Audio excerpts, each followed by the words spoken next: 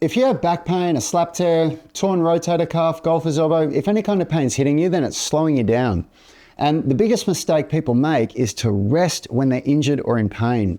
Rest doesn't fix injuries. In fact, it makes them worse. The only thing rest does is reduce inflammation, which can cause the pain to subside temporarily, but while you rest, you get weaker and you lose muscle mass at a time when you need to be getting stronger. It's a vicious cycle and it needs to stop. And the way we do that is with load management. Let's use a shoulder injury like a slap tear as an example. However, this works for any injury. Now, imagine that this bottle represents the load capacity of your upper body.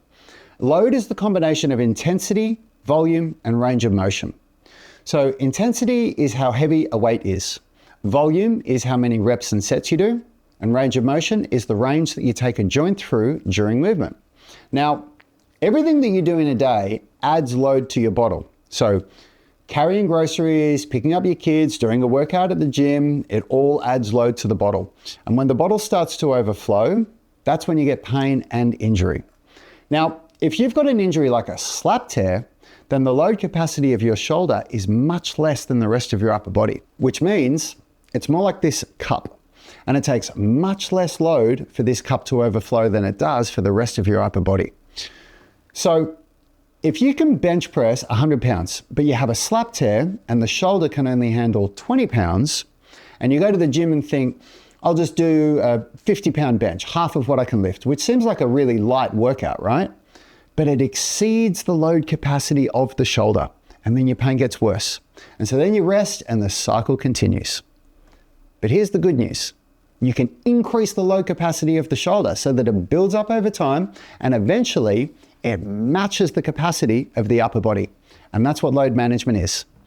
So let me explain how this works using the same example of the slap tear and a shoulder that can only handle a 20-pound bench press. So if you go to the gym and you bench press 20 pounds, then your shoulder will adapt without exceeding the load capacity. And then your load capacity will increase through adaptation to, let's say, 25 pounds. Now, by using progressive overload, you bench 25 pounds and your load capacity increases to 30 pounds. That's adaptation, and it doesn't stop. You keep adapting until your old injury doesn't hold you back in your workouts. Now, this works for any injury you have, so it could be lower back pain or golfer's elbow, knee injuries, whatever it is. Load management allows you to keep working out without pain and in a way that rehabilitates your injuries. And it works incredibly well. Freezy's story proves it. He's one of our tribe members all the way over in China. Surgeons told him that surgery was his only option to fix his slap tear, but surgery was too expensive and months of private physiotherapy weren't affordable either.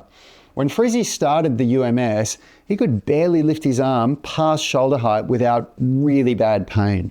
Within 12 days, his pain was significantly less and his range of motion improved. Within 4 months, his pain was completely gone. And after another 4 months, Freezy wasn't just recovered, he was stronger than before his injury. He smashed personal bests in bench press, shoulder press, pull-ups, deadlifts, and much more.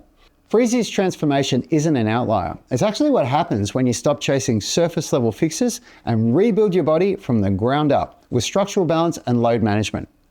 But there is one more tool that we use to achieve the milestone of move freely without pain or fear, and that is technique optimization.